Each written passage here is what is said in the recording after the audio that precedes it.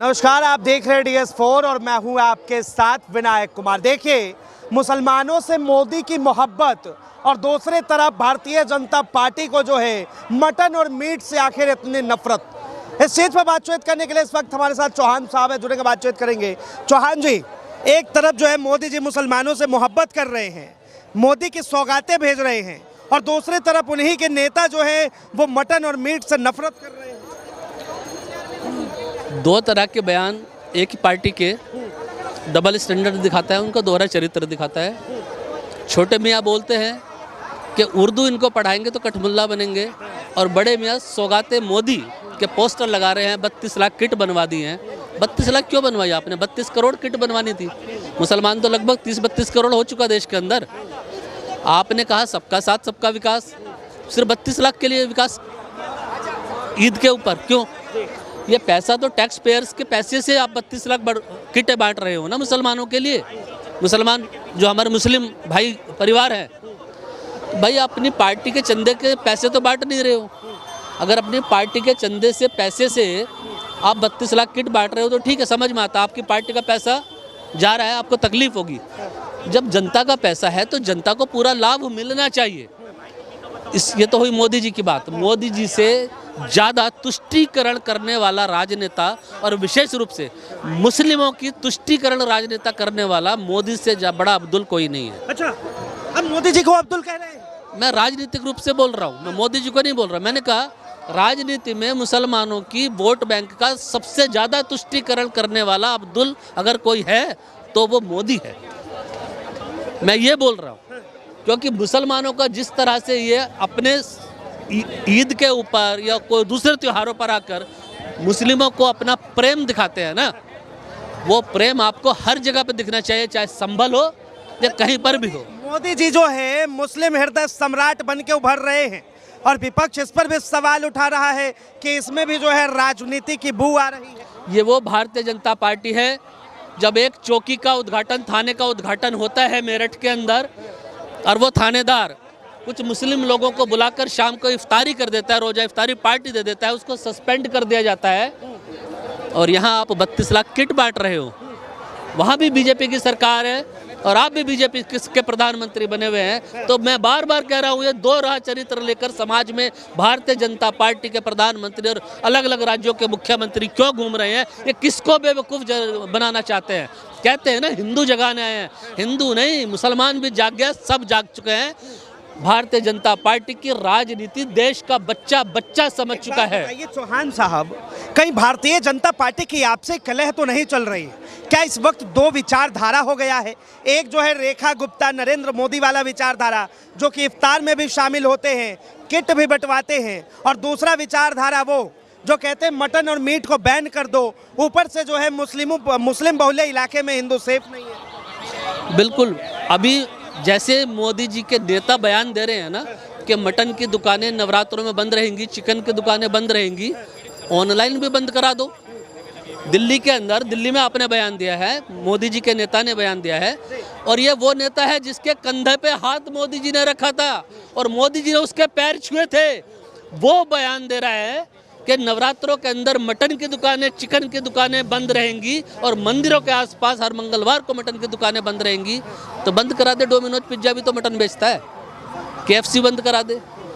बड़े बड़े जो VIP शोरूम्स हैं उनको बंद करा दो। ताज होटल बंद करा दो, सब में बंद करा दो ना नवरात्रों को। नवरात्रों के अंदर जितने भी होटल हैं, रेस्टोरेंट्स हैं, ऑनलाइन सुविधाओं पे मटन चिकन सब कुछ उपलब्ध है, सब बंद करा दो। अगर तुम्हारी हैसियत है तो पता लग जाएगा।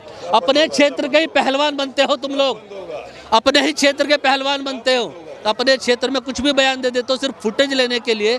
मोदी जी को इफ्तारी पार्टी करके इन सब नेताओं का मुंह बंद कर देना चाहिए। मोदी जी को इफ्तारी पार्टी करना चाहिए रोजे की बैठकर। मोदी जी इफ्तारी पार्टी देके पूरे देश के अंदर उन लोगों की जुबान पे ताला लगा दे जो हिंदू मुसलमान की राजनीति करके बीजेपी को बदनाम करते हैं। CEO ने कहा है कि भाई अगर आप जो है सिर्फ सेवैया खिलाते रहेंगे और गुजिया नहीं खाएंगे तो ये भाईचारा कैसे चलेगा? गुंजिया का थाल लेके वो संभल का सियोर चौराहे पे बैठ गया होता, मुसलमान आराम से गुंजिया खा रहे थे, होली पे बैठा नहीं। अब बयान दे रहा है, बयान देने से क्या फ़ायदा, होली तो निकल गई, अब तो सिवैयों का टाइम है।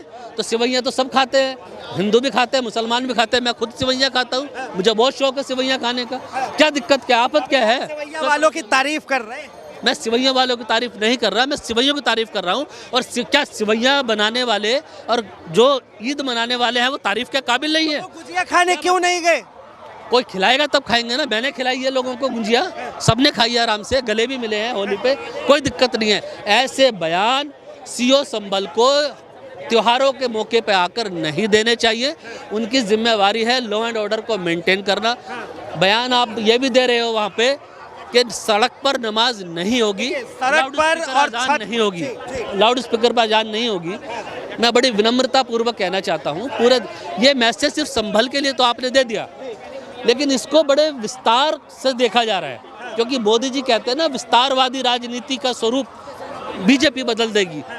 तो वो विस्तार में इसलिए है क्योंकि हिंदू समाज के लोग भी नवरात्रि के दिन सड़क के ऊपर पंडाल लगा के माता की चौकी करते हैं, लाउड स्पीकर लगाते हैं। 10 बजे का टाइम निर्धारित होता है, वो स्वतः ही बंद कर देते हैं, वरना प्रशासन आके बंद करा देता है।